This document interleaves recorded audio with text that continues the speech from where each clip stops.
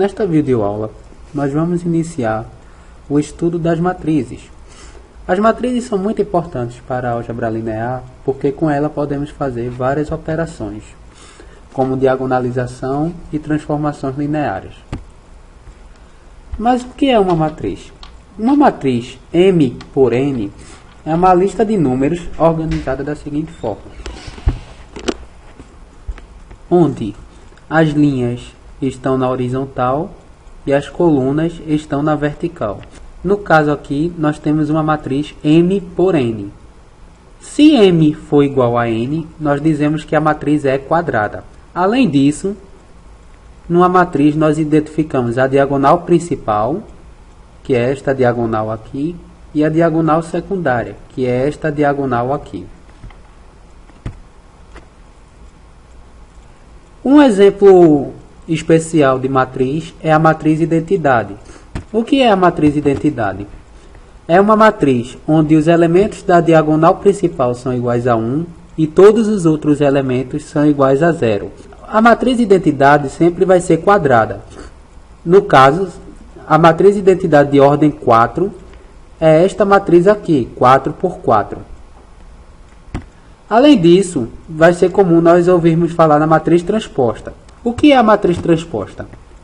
Dada uma matriz de ordem M por N, a matriz transposta será uma matriz N por M, onde as linhas da primeira matriz tornam-se as colunas da matriz transposta.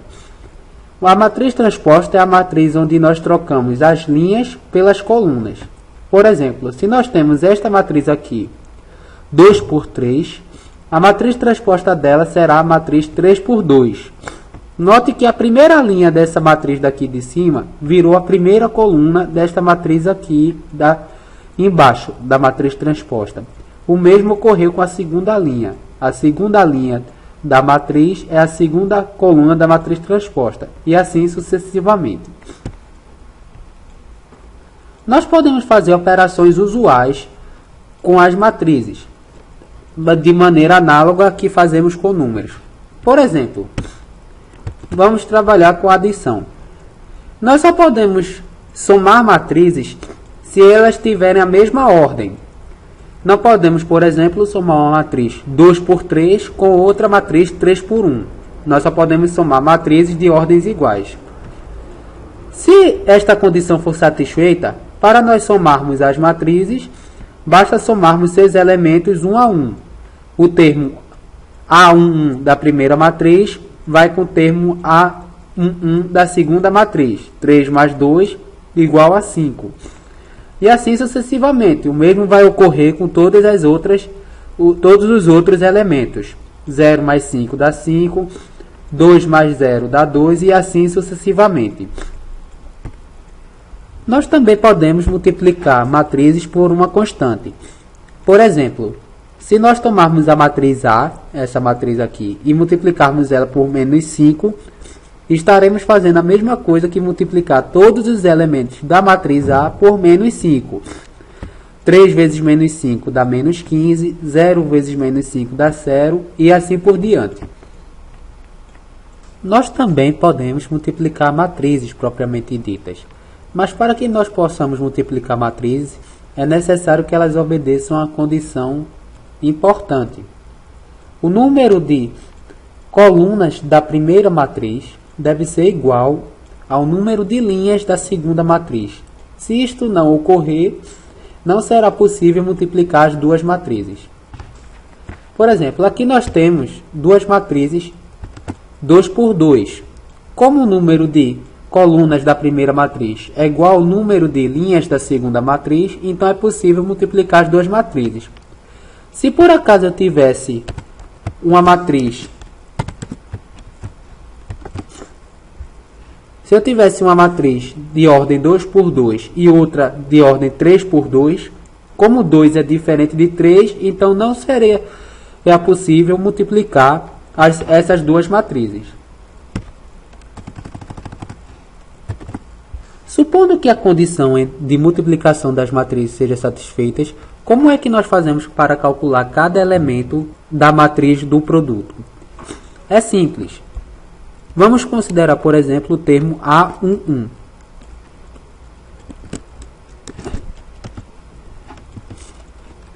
Como é que a gente vai calcular isso? Nós simplesmente pegamos os elementos da primeira linha e multiplicamos pelo elemento da primeira coluna. Aqui nesse caso, nós vamos fazer o seguinte: 2 vezes menos 1 mais 1 vezes 2. Quanto é que isso dá? Dá 0. Nós pegamos o primeiro termo da primeira linha e multiplicamos com o primeiro termo da primeira coluna. E aí somamos com o segundo termo da primeira linha vezes o segundo termo da segunda coluna. E assim por diante. Para calcular os outros termos, nós fazemos procedimentos parecidos. Como se fôssemos calcular o termo A22, por exemplo. Como nós iríamos fazer? Nós tomaríamos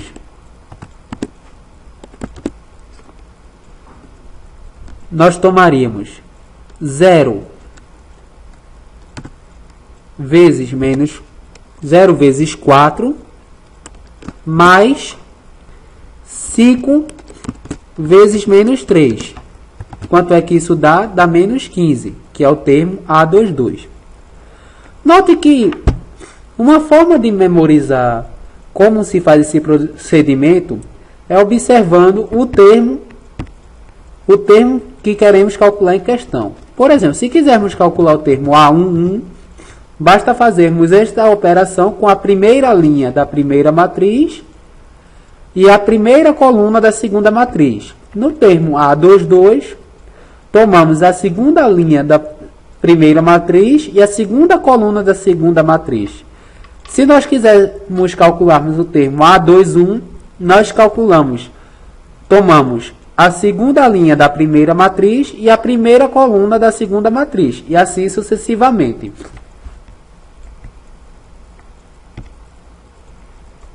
Além das operações que vimos até agora, uma operação comum para matriz é encontrar a matriz inversa. No ensino médio, nós aprendemos a calcular a matriz inversa usando sistemas lineares.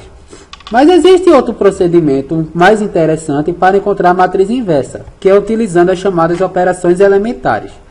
O que são as operações elementares? São operações que nós fazemos com matrizes. Quando nós aplicamos cada uma dessas operações elementares numa determinada matriz, nós estamos multiplicando a matriz em questão por uma matriz elementar. As matrizes elementares nós vamos ver a seguir. Lembrando que, para que seja possível calcular a matriz inversa, é necessário que a matriz em questão seja quadrada. Se a matriz não for quadrada, não será possível calcular a matriz inversa.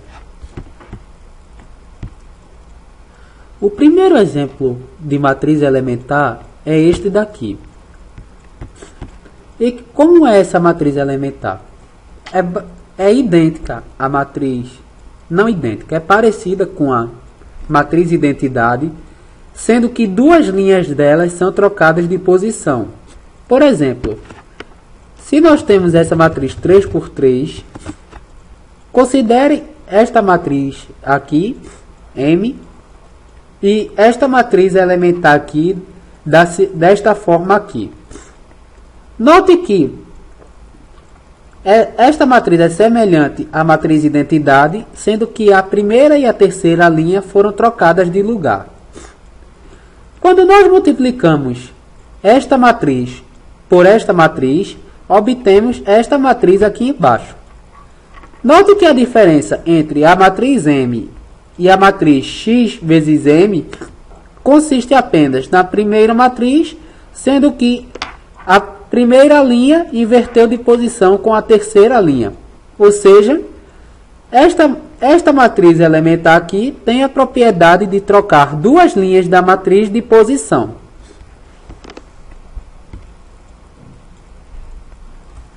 Considere agora esta segunda matriz elementar. Como é que funciona esta matriz elementar? Ela é a matriz é identidade, exceto na iésima linha, onde em vez de termos o número 1, nós vamos ter uma constante C. Por exemplo, se nós temos a mesma matriz do exemplo anterior, sendo que a matriz elementar é semelhante à matriz identidade com o termo na primeira linha igual a menos 2 em vez de 1, nós temos que, ao multiplicarmos estas duas matrizes, obtemos esta matriz aqui embaixo. Note que a diferença entre a primeira matriz e a terceira matriz consiste apenas no fato de que a primeira linha desta matriz aqui foi multiplicada toda por menos 2. Fora isso, a matriz é idêntica à matriz anterior. Por isso, esta matriz elementar aqui tem a propriedade de multiplicar uma linha por uma determinada constante, neste caso a constante C. A terceira matriz elementar possui uma propriedade mais interessante ainda. Como é que é esta matriz elementar? Ela possui a diagonal principal igual a 1 e todos os outros termos são iguais a 0, exceto um termo, a ij, que será igual a uma constante não nula, onde j é a linha que é somada com a linha i e c é o valor pelo qual a linha j é multiplicada. Ou seja, o que é que nós estamos fazendo aqui? Nós estamos fazendo uma operação mais avançada. Nós estamos pegando, no caso aqui, o termo 2 está posicionado na terceira linha e na segunda coluna. Isto quer dizer que nós vamos pegar a terceira linha, que é a linha que será substituída, e vamos somar com uma combinação da segunda com a terceira linha. O que é que estamos fazendo aqui? Nós estamos somando a terceira linha por duas vezes a segunda linha. O 3 equivale ao i e o 2 equivale ao j. Ou seja, quando nós fazemos esta operação aqui, nós obtemos esta linha aqui, menos 3, menos 1, 6, que é exatamente a terceira linha, que é a linha que será substituída. Então, como é que calculamos a matriz inversa? Se nós quisermos calcular a inversa de uma matriz com auxílio das operações elementares, nós vamos aplicando cada uma das matrizes elementares na matriz, de tal forma que nós transformemos ela na matriz identidade. Por exemplo, se nós tomarmos esta matriz aqui como exemplo e formos aplicando as operações elementares, perceba que ao final, depois de aplicarmos várias operações, ela será a matriz identidade. Quais foram as operações elementares que fizemos aqui? Para passarmos daqui para cá, nós substituímos a primeira linha por uma combinação da segunda com a primeira linha, pela soma da segunda com a primeira linha, obtendo a linha menos 1, 0, 5. Da segunda para a terceira matriz, nós substituímos a terceira linha pela soma da segunda com a terceira linha. Obtemos esta linha aqui, 0, 0, 1. Desta matriz para esta matriz, nós pegamos a linha do meio, a linha 2, e substituímos por uma combinação linear. Menos 3 vezes a primeira linha, mais a segunda linha. Seguindo com as operações que estão descritas aqui, nós chegamos no final à matriz identidade.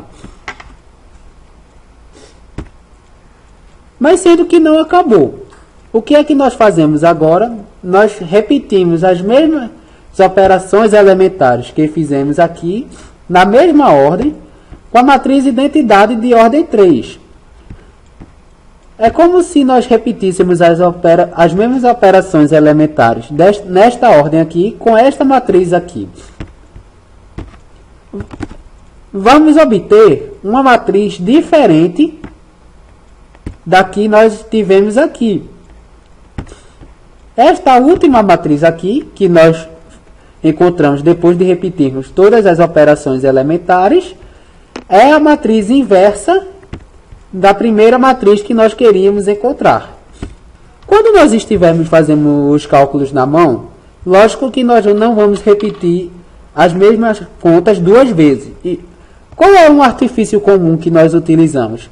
Escrevermos as duas matrizes uma do lado da outra, a matriz que queremos encontrar inversa e a matriz identidade, disposta dessa forma aqui, com uma linha no meio separando, e vamos aplicando as operações elementares nela. Como nós temos que fazer as operações elementares na mesma ordem para as duas matrizes, quando chegarmos no final dela, nós teremos encontrado a matriz identidade do lado esquerdo e do lado direito nós teremos encontrado a matriz inversa que nós queremos encontrar. Sendo assim, nós temos um ótimo artifício para fazermos a conta mais rápido. Não faremos a conta duas vezes. Aqui no Matemática, para quem puder usar o computador para verificar as contas, nós temos um comando. Consiste no comando inverse. Com isso, nós podemos calcular a inversa de uma matriz e verificar se as contas que fizemos analiticamente estão corretas. Bem, aqui está terminando mais uma aula de álgebra linear. Obrigado pela atenção de todos.